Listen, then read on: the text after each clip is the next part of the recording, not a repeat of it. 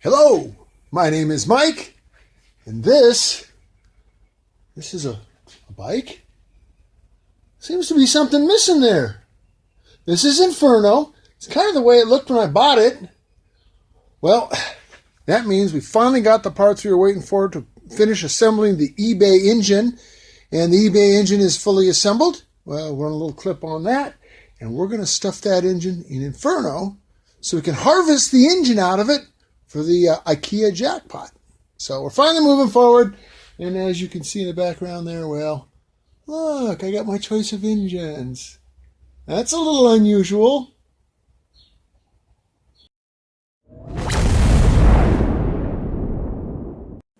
Somewhere in a dusty, dirty back alley in western Arizona, not far from historic Route 66, is an old fart trying to cram a square peg into a round hole.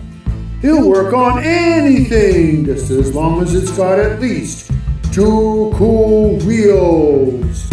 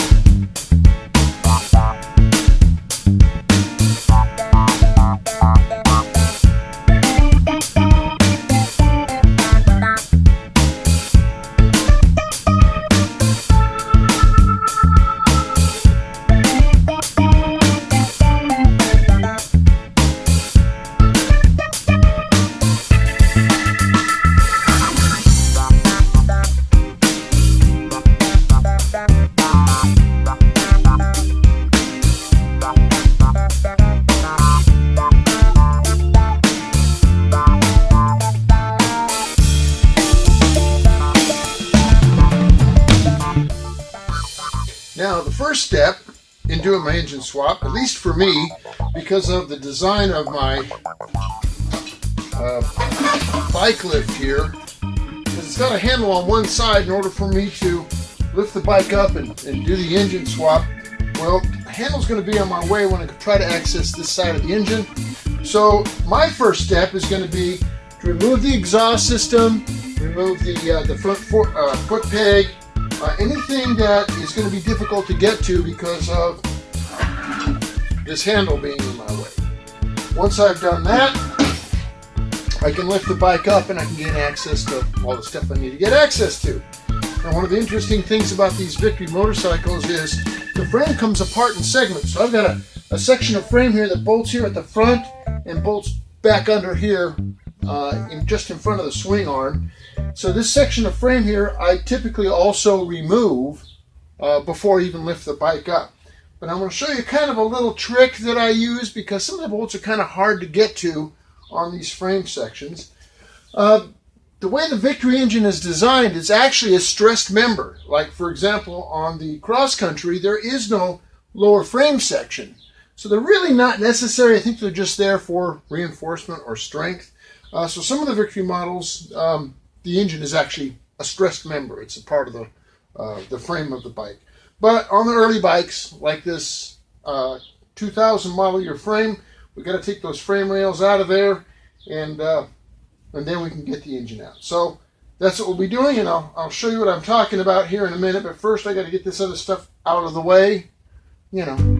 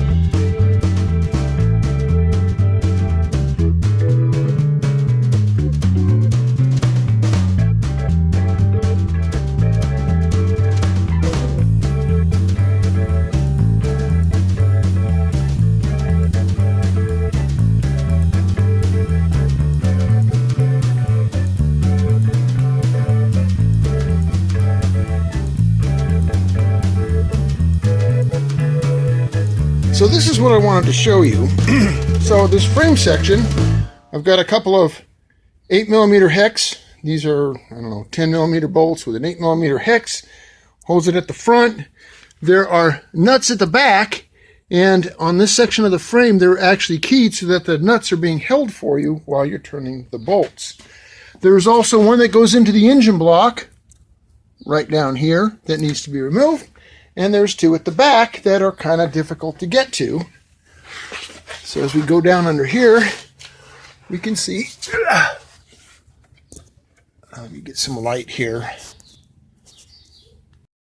So we've got some illumination. So I got some stuff zip tied to it, but you can see the nuts being held here. And on the top side, I've got the Allens holding it. Let's look at this side. It's a little easier to see. So there you have them. They're kind of hard to get to because, well, they're at an angle. So here's how I get those out. I start by loosening them with an ordinary Allen wrench. Now, to get leverage, you may want to add a kind of a breaker bar to the other end. But you have just enough room between the frame here and the hex to get this in there. Not much. Once you've broken it loose,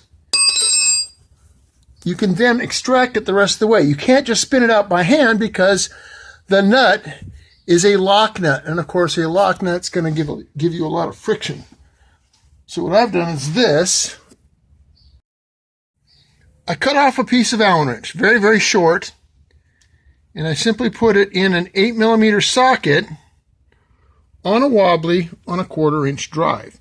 And then I'll usually put some tape around it to hold it in place because it's not going to want to stay in there. It's going to want to fall out.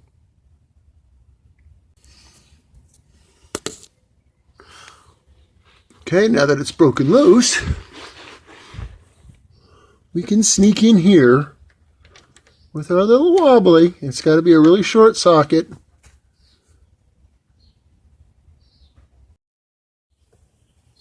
Like this. And now we can rotate it using an ordinary 1/4-inch drive ratchet. It does take a lot of force because we are fighting against a lock nut. Okay, but it will give you the ability to get that out.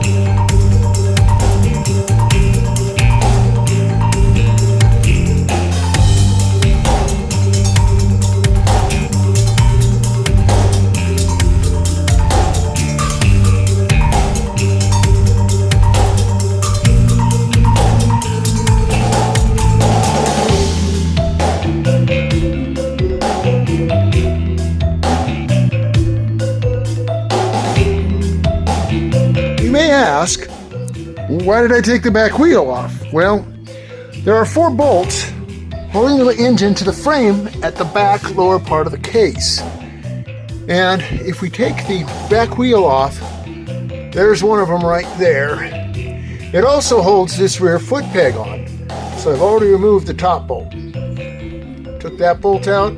That bolt goes through the foot peg, through the frame, and into the engine case. And similarly on this side. Now, something to be aware of, you'll notice there's a lot of grounds going there. That's a really important engine ground. That grounds the battery to the engine and to the frame. So make sure that that connection is clean when you go back together with it. So there's 2 of them. The other 2 are down at the bottom of the swing arm, right there. So I had disconnected the shock, as you can see here, and that allows me to move this, move this swing arm. Now, I don't want to push on the swing arm right now because I'm a little imbalanced. I'm going to put a block under the front tire, and then I can move the swing arm up, and it'll give me a little bit easier access to those 2 bolts there. So those are the 4 back of the engine bolts we have to get to.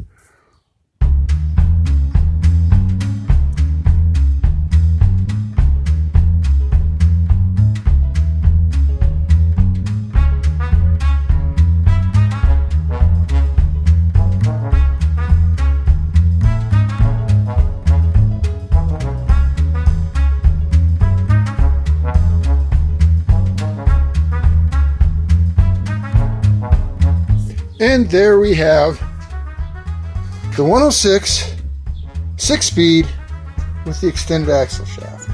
And what you'll notice is I inverted the pulley to try and make it line up with the narrow frame, and I had to create a spacer to put in there. All that's going away. We'll go to the original sprocket, which stuck out about that far. And then this one is going in.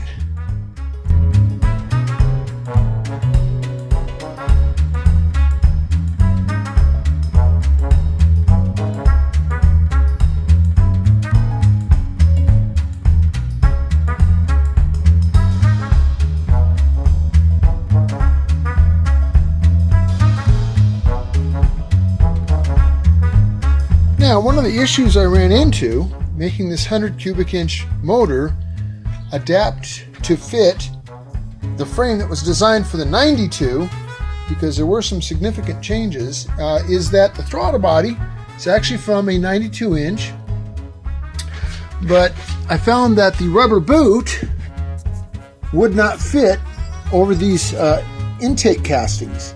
The intake castings on the 100 cubic inch are larger. So I ended up using a boot from a 100 cubic inch, but now the new problem was, well,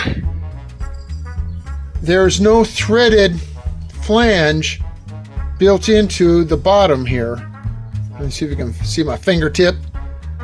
So on the 92 cubic inch, when I put my air cleaner on, the bolts that go through these holes here go all the way down into a threaded portion of the boot. Well, there's no threads. So I had to sneak in here with my fingertips and pliers and put a nut on the back of those studs. Made it a real pain in the neck getting the air cleaner off and on. So just something you got to deal with when you modify stuff.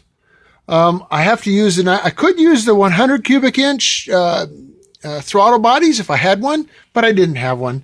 The other thing too is I also have to use the fuel rail from the new 92 cubic inch, and that's because the fuel pump is mounted to the frame rail and the pressure regulator is right here, not in the gas tank like it would be on the 02 and later models. This is a 2000 model year, so the fuel pump is mounted inside the frame back in here, and so I have to have a return line. So this is my fuel return line right here, goes back into the tank, and on the other side is the pressure side coming from the pump, which is mounted in the frame. So those are the kind of odds and ends things you got to do when you're trying to adapt stuff. The fuel pressure value is the same, as long as you have the correct injectors for the 100 cubic inch. Throttle body's probably a little bit smaller. I don't know that for a fact, but it seemed to run just fine, so I'm not too worried about it. And of course, I got to transfer all this stuff over to that unit.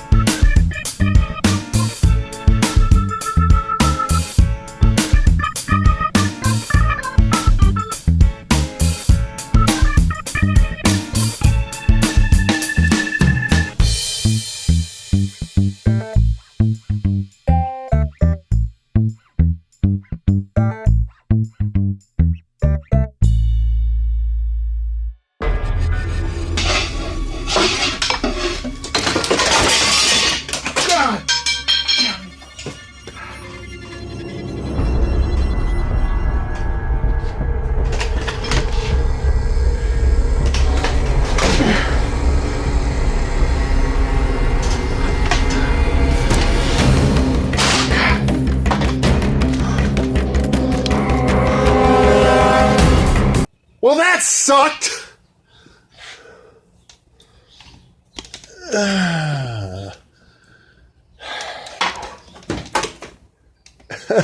Everything fell over. We'll get it fixed though. Oh my God. Always something.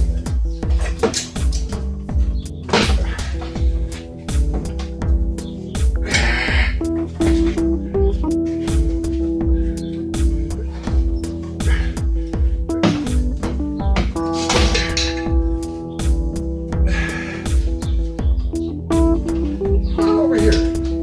What are we stuck on?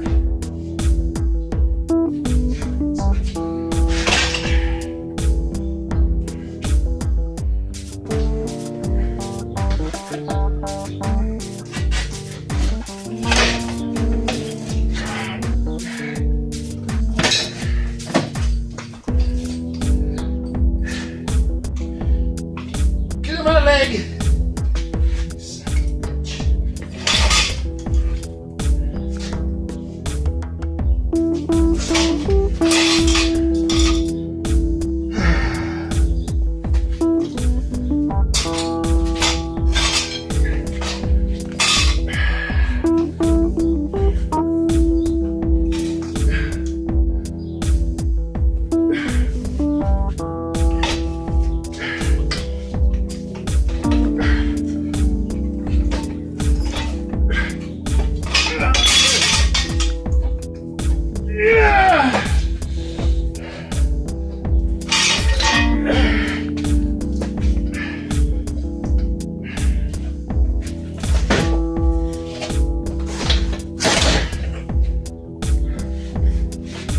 All the freaking times I've done this. Never had that happen before. I guess I got in too much of a hurry, or it's because the camera was on me. That never would have happened if it wasn't being documented. Oh well. Sucked really badly. Then, in the process of trying to pick the bike back up, I knocked over this engine. So, you know, both engines went down at one point or another today, as you can see by the enormous oil leak. So I came up with a way to help support it, because you see, every time I tried to pick up the back end, the front wheel would turn and it would fall over again. So I suspended it from my overhead door railing. And now I have some support, in addition to the jack stand. So I should be able to get that motor in unhindered from this point, but you know, well, my luck ain't so good.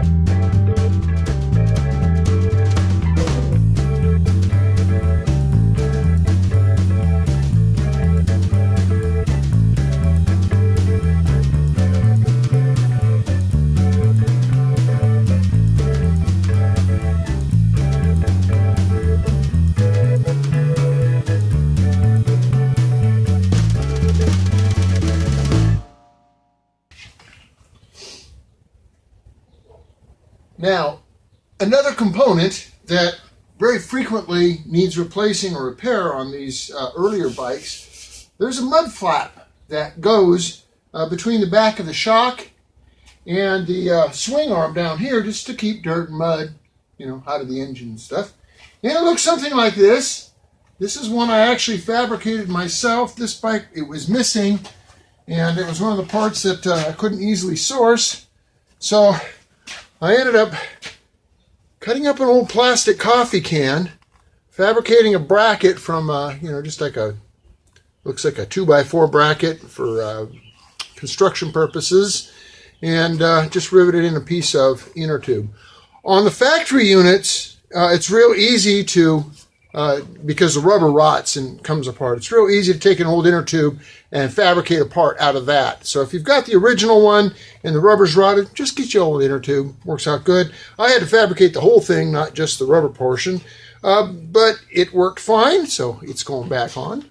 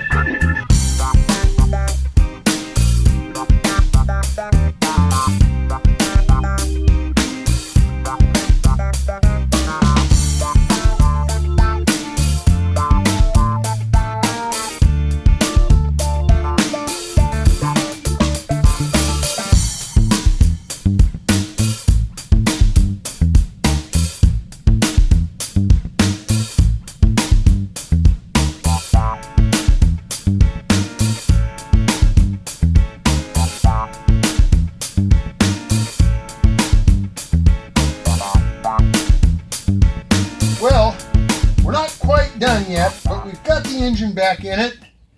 Now, I try to keep my videos around half an hour. We're kind of at that point now.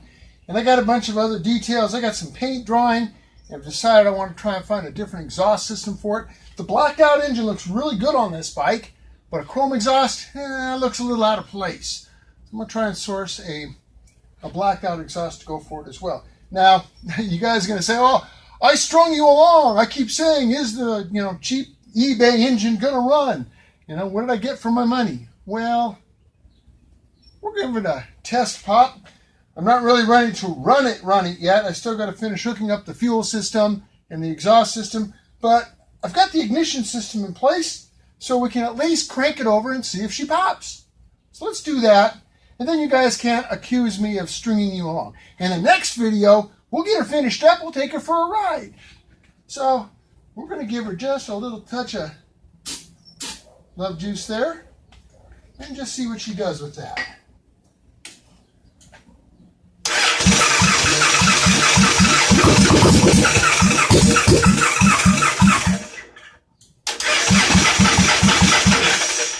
Her little poppity pop.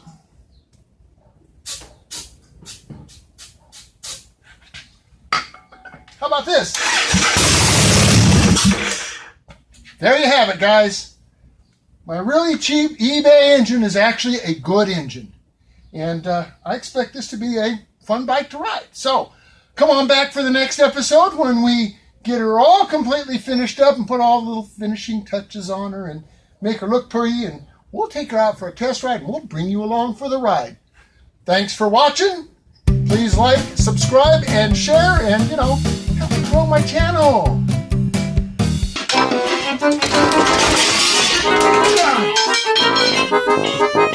Yeah.